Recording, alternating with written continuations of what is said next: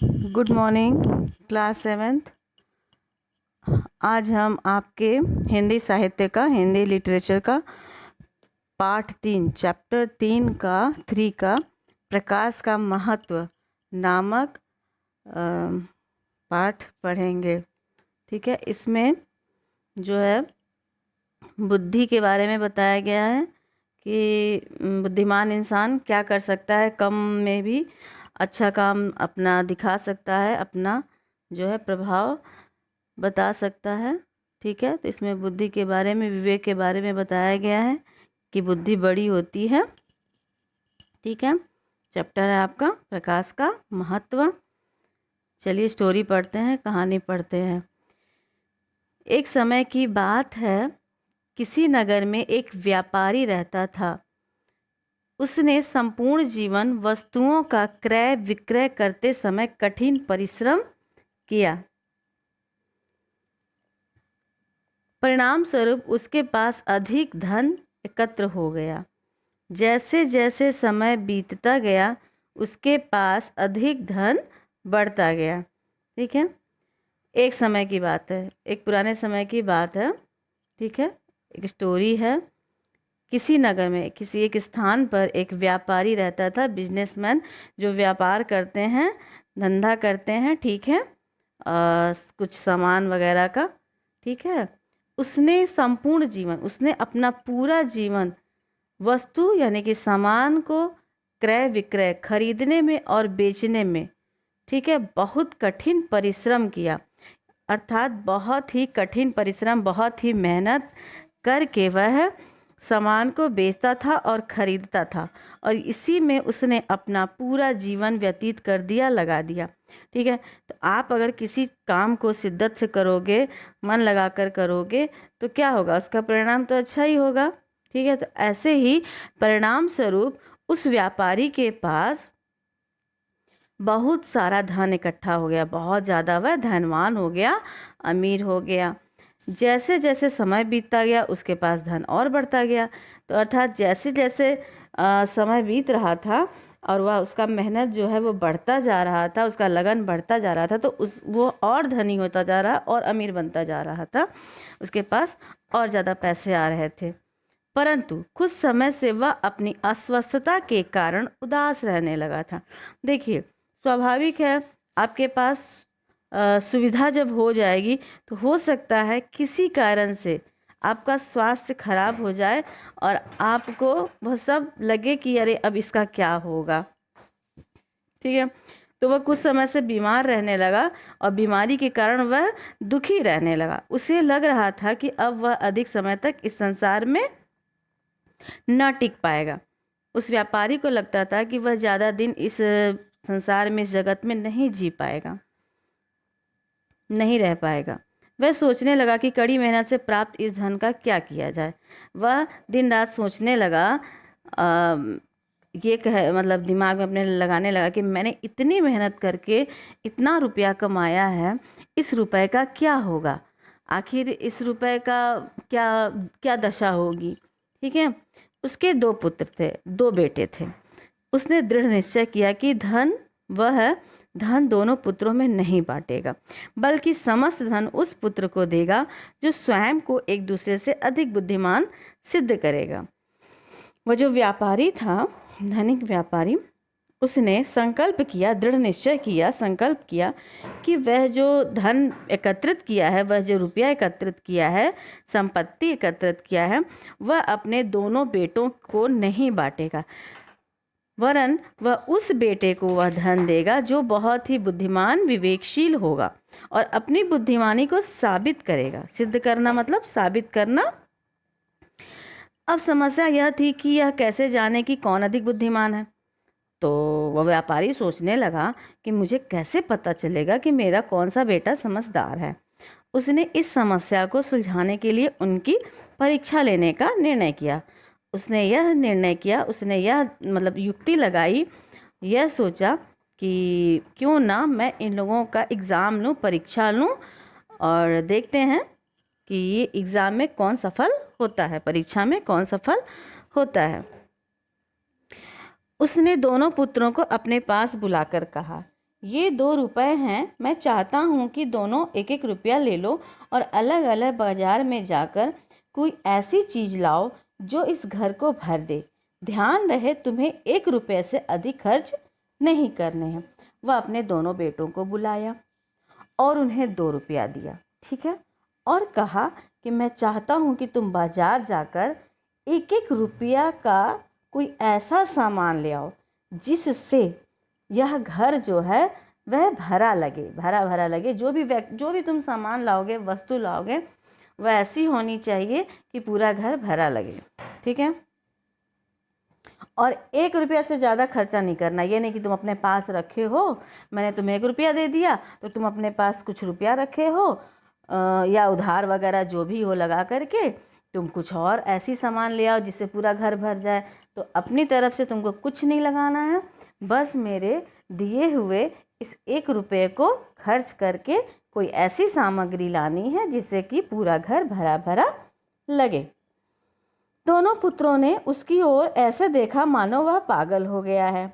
उन्होंने अपने मन में सोचा कि हम 1 रुपये में ऐसी क्या सुलभ वस्तु ला सकते हैं जो घर को भर दे।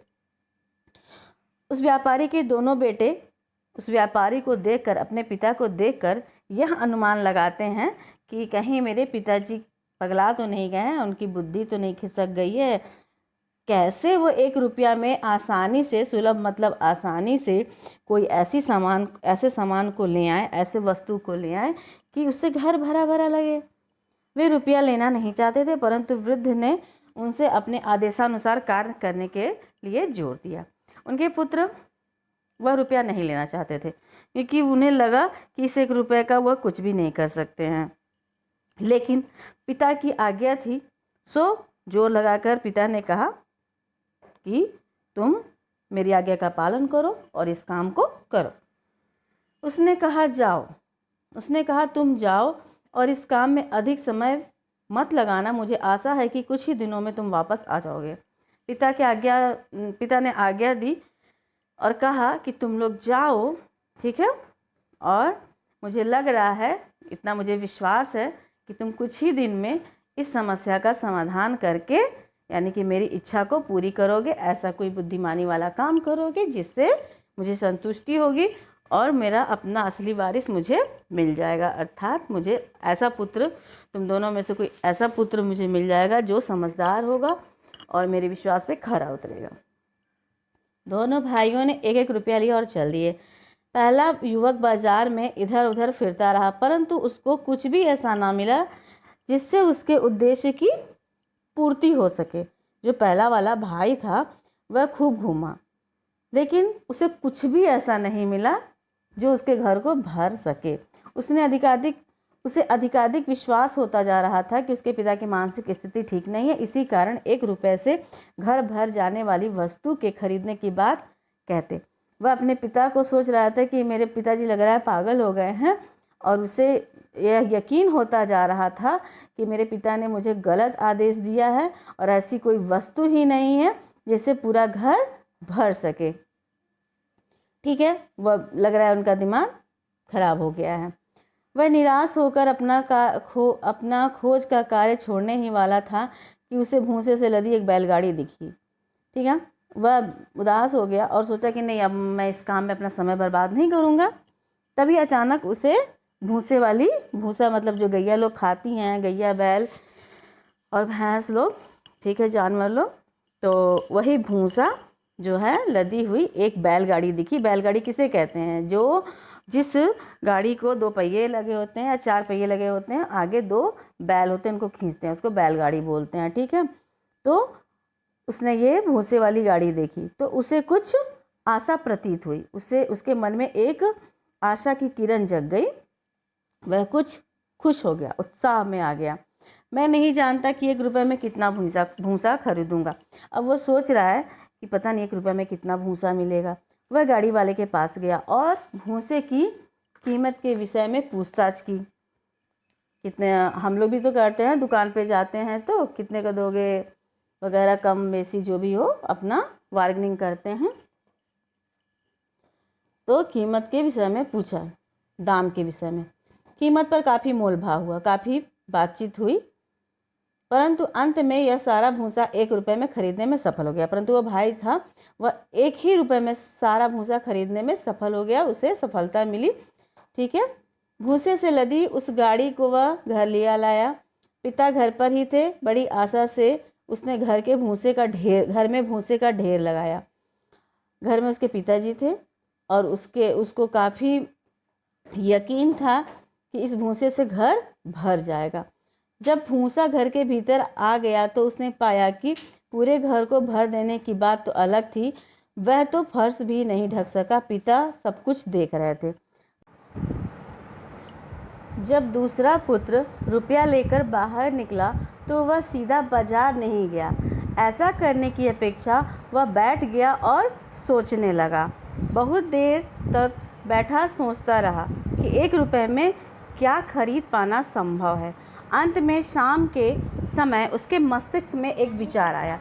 अब यहाँ पर जब बड़ा बेटा प्रयास करके देखा कि हाँ मैं घर भर सकता हूँ कि नहीं भर सकता हूँ, तो उससे कुछ हुआ नहीं, भूसा पूरे घर में बिखर गया, गंदा हो गया। ठीक है, लेकिन जो पिताजी के द्वारा दूसरे वाले बेटे को 1 रुपया दिया गया था, तो वह दूसरा वाला जो बेटा था पहले बैठ के वो सोचा, मूल्यांकन किया, दिमाग लगाया कि ऐसे बाहर जाने से कोई फ़ायदा नहीं है, पहले मैं कुछ तरकीब निकालूं, कुछ सोचूं कि मुझे क्या किया जाए। ठीक है, मैं क्या करूं।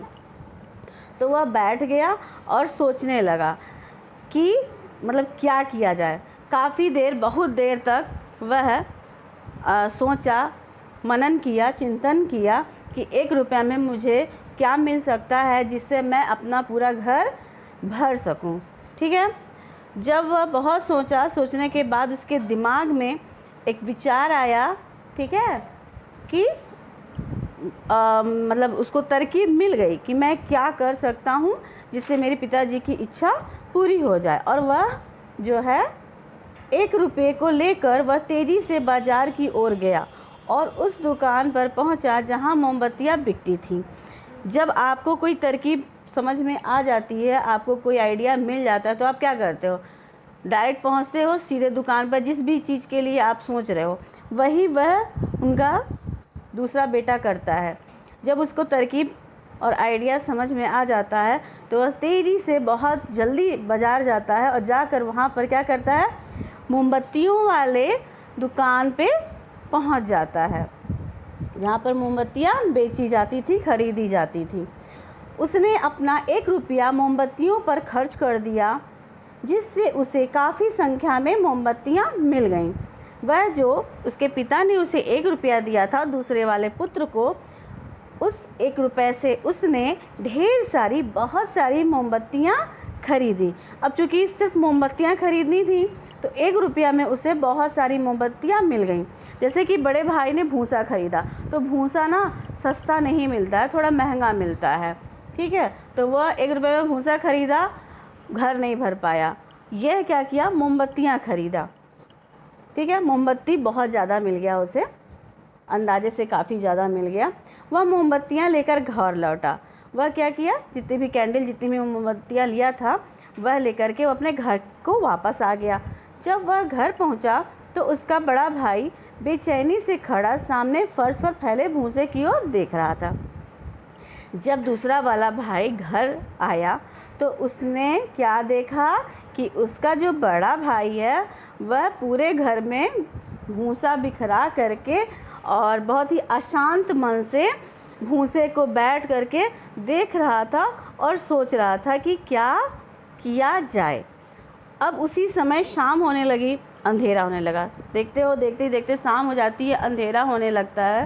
तो वह क्या किया, जल्दी से गया, दूसरा वाला बेटा तुरंत गया और हर कमरे में 2-2, 3-3 मोमबत्ती जला करके कोने कोने में खड़ी करके उसको खड़ा कर दिया, रख दिया। ठीक है, रखते ही क्या हुआ, अब स्वाभाविक है अंधेरे समय में आप एक भी लाइट जलाते हो तो रोशनी बहुत तेज़ी से फैलती है। वही रोशनी दिन में नहीं दिखती है लेकिन रात को दिखती है। बस हुआ क्या, पूरा कमरा प्रकाश से भर गया, रोशनी से भर गया।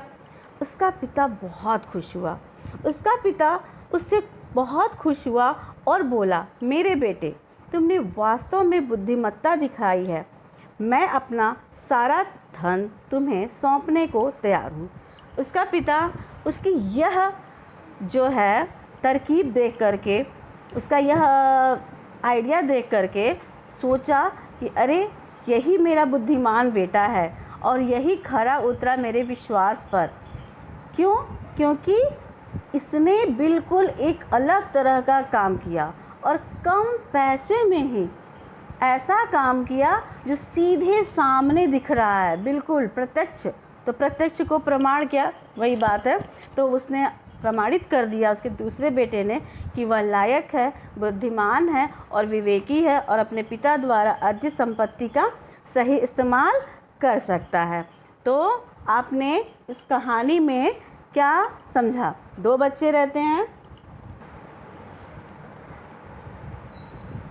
पिता जो है ये सोचने लगा कि मेरा पहला बेटा असफल हो गया और दूसरा बेटा सफल हो गया, मेरी इच्छाओं पे खरा उतरा। तो उस क्या किया, वह अपनी पूरी जायदाद और संपत्ति अपने दूसरे बेटे को दे दी, जिसने मोमबत्तियाँ ला करके पूरे घर को प्रकाश से भर दिया। तो जो ये कहानी हम लोग पढ़े, ठीक है, समझे। इस कहानी में हमने पाया कि एक बुजुर्ग, एक व्यापारी था और वह अपने बुद्धिमान बेटे की खोज कर रहा था। बहुत सारा धन कमा लिया, उस धन का क्या होगा, वह बीमार पड़ गया, ठीक है। तो वह सोच रहा था कि मैं मरूं उससे पहले मैं अपनी जो है प्रॉपर्टी, अपना जो संपत्ति है वो अपने लायक बेटे को दे दूं। और इसीलिए उसने परीक्षा ली और उसे उसका लायक और बुद्धिमान बेटा भी मिल गया, ठीक है। आगे अब हम पढ़ते हैं। अभी स्टोरी यहाँ पे आपकी समाप्त हो गई।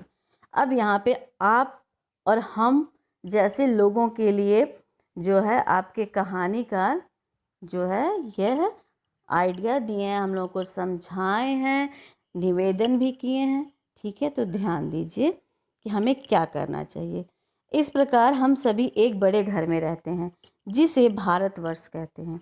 यहाँ राइटर, आपके लेखक कह रहे हैं कि यह जो भारतवर्ष है वह सब हमें सारे वासियों का एक बहुत बड़ा घर है और इस घर में अनेक तरह के लोग रहते हैं।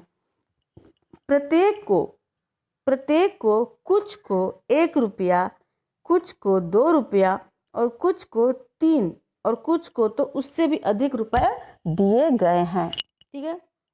यहाँ समझिए, प्रत्येक को भगवान ने, ठीक है, या इस भारतवर्ष ने प्रत्येक व्यक्ति को, इस भारतवर्ष में जो भी भारतवासी है, जो भी निवासी है, प्रत्येक निवासी को कुछ न कुछ अवश्य दिया गया है या उसके पास है, ठीक है।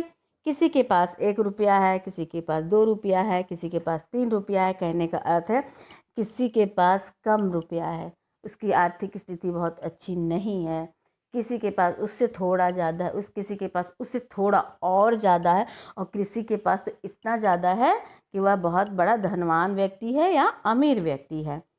ये रुपए नहीं हैं जिनसे हम कोई वस्तु खरीद सकें, ठीक है। अब यहाँ पे क्या कह रहा है कि जो मतलब हम लोगों के पास रुपया तो है, ठीक है, लेकिन रुपया के साथ साथ यहाँ पे एक चीज़ पर ध्यान दीजिएगा। यहाँ पे रुपए के अलावा अतिरिक्त बुद्धि, विवेक, समझदारी और योग्यता की बात कही गई है, क्षमता की बात कही गई है। किसी के पास कम क्षमता होती है, वह जल्दी थक जाता है, किसी के पास ज़्यादा होती है, वह ज़्यादा काम करता है।